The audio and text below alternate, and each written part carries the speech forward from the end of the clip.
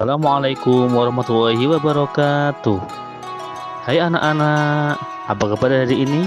Semoga sehat semua ya. Hari ini kita akan belajar tentang hidup indah dengan saling berbagi. Hidup indah ini merupakan lingkup materi PAIP PP keempat di kelas 5 ini.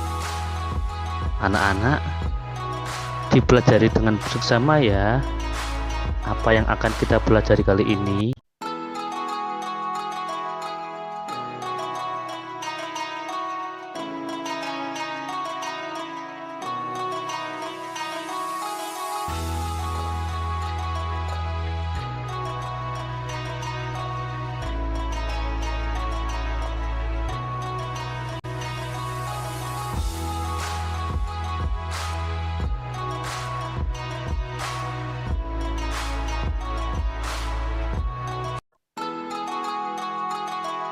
Di materi ini ada 4 tujuan pembelajaran yang harus anak-anak capai. 1. Tujuan pertama adalah meyakini makna zakat dengan benar. Nomor 2, peserta didik dapat menjelaskan makna zakat dengan benar. Tujuan yang ketiga, menciptakan ide kegiatan yang serupa dengan ibadah zakat. Tujuan yang keempat, mempraktekkan makna zakat dengan benar.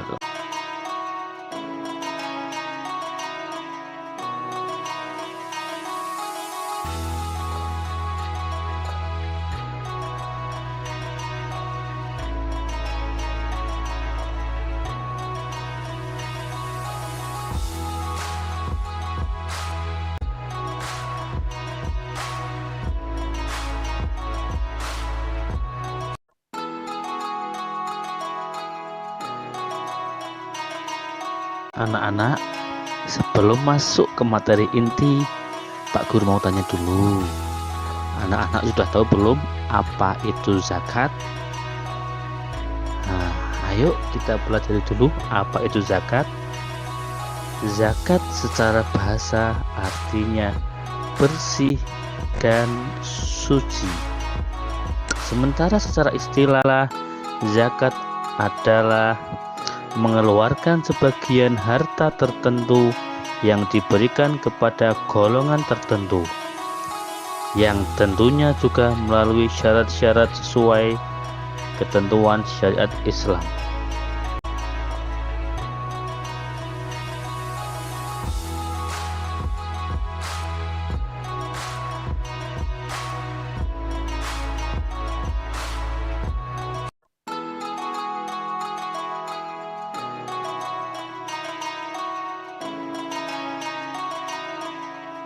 Nah, setelah anak-anak tahu tentang apa itu zakat, sekarang kita akan belajar bahwa zakat itu ada 2.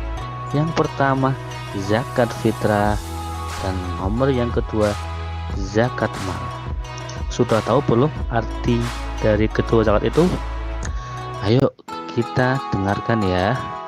Zakat fitrah artinya adalah zakat yang dikeluarkan oleh setiap muslim pada akhir bulan Ramadan menggunakan bahan makanan pokok sesuai ketentuan daerah. Ya anak-anak, sesuai ketentuan di suatu daerah. Jadi ketika zakatnya di negara Indonesia, maka kita bisa menggunakan beras atau yang lainnya. Nah, kalau kita zakat di daerah Eropa, ya kita harus mengikuti makanan pokok di Eropa seperti gandum atau yang lainnya. Selanjutnya nomor 2, yaitu zakat mal.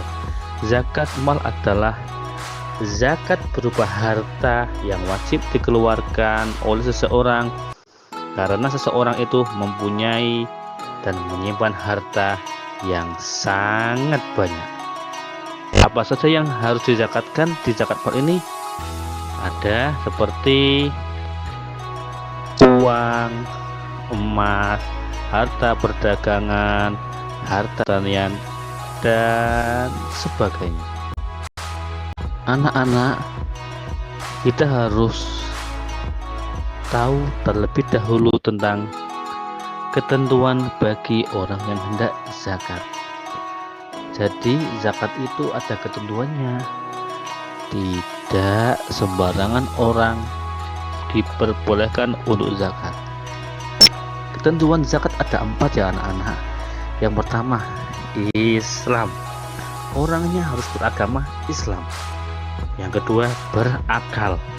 Orangnya harus berakal, tidak boleh gila. Nomor 3, baligh. Baligh itu apa sih? Baligh itu usianya sudah dewasa dan sudah bisa membedakan mana yang benar dan mana yang salah. Ketentuan zakat yang keempat adalah merdeka.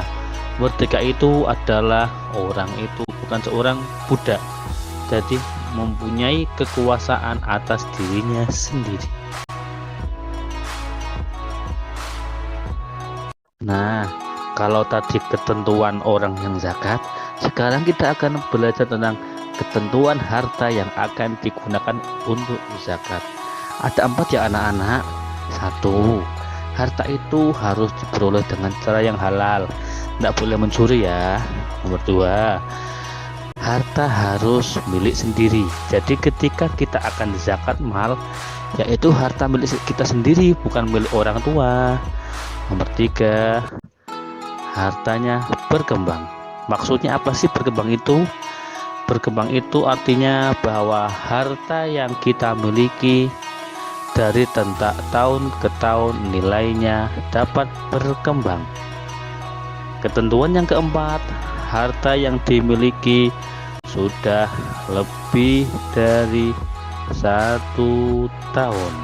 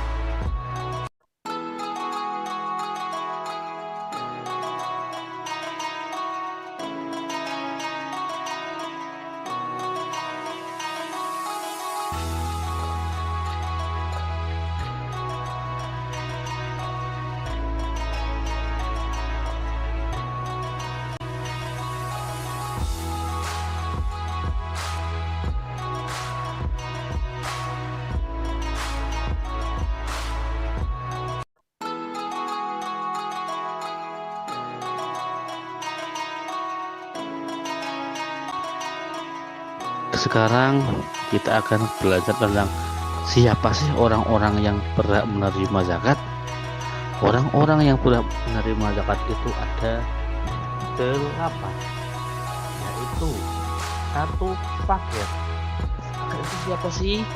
Fakir itu orang yang tidak punya pekerjaan dan tidak punya penghasilan sehingga tidak bisa mencukupi untuk kebutuhan makan sehari-hari. Yang kedua, miskin. Miskin beda ya dengan fakir. Miskin itu orang yang punya pekerjaan akan tetapi penghasilannya tidak bisa mencukupi kebutuhan sehari-hari. Yang ketiga, amil. Amil itu orang yang mengelola zakat kita. Mereka berhak mendapatkan zakat. Yang keempat apa? Mu'alaf. Mu'alaf adalah orang-orang yang baru masuk Islam. Jadi meskipun mu'alaf itu kaya raya, uangnya banyak, bisa mencukupi kebutuhan sehari-hari, mereka tetap bisa dan diperbolehkan menerima zakat. Yang kelima, ghorim. Ghorim itu artinya orang yang mempunyai hutang, tapi hutangnya bukan untuk hutang yang foya-foya ya anak-anak. Kita harus tahu bahwa ghorim itu hutangnya digunakan untuk mencukupi kebutuhan sehari-hari. Berikutnya ada fisabilillah. Contohnya siapa sih fisabilillah itu? Orang-orang yang berjuang di jalan Allah? Ada banyak contohnya seperti takmir masjid, muadzin masjid, ustazah TPQ, terus tukang parkir masjid dan lain sebagainya. Golongan yang ketujuh adalah Ibnu Sabil. Ibnu Sabil itu bisa disebut sebagai musafir, yaitu orang yang sedang dalam perjalanan di jalan Allah. Ingat ya, berjalan di jalan Allah. Tidak berhak mendapatkan zakat jika ada orang yang dalam perjalanan tapi niatnya untuk maksiat. Nah, itu dilarang ya anak-anak. Yang terakhir adalah hamba sahaya. Hamba sahaya itu siapa sih? Hamba sahaya itu orang yang bekerja akan tetapi dia tidak mendapatkan uang. Jadi dia berhak menerima zakat. Anak-anak, sekarang kita masuk ke manfaat zakat. Jika kita sudah melakukan kewajiban kita sebagai orang yang wajib mengeluarkan zakat, kita harus ikhlas, kita harus yakin bahwa itu akan bermanfaat bagi kita. Apa sih manfaat zakat itu?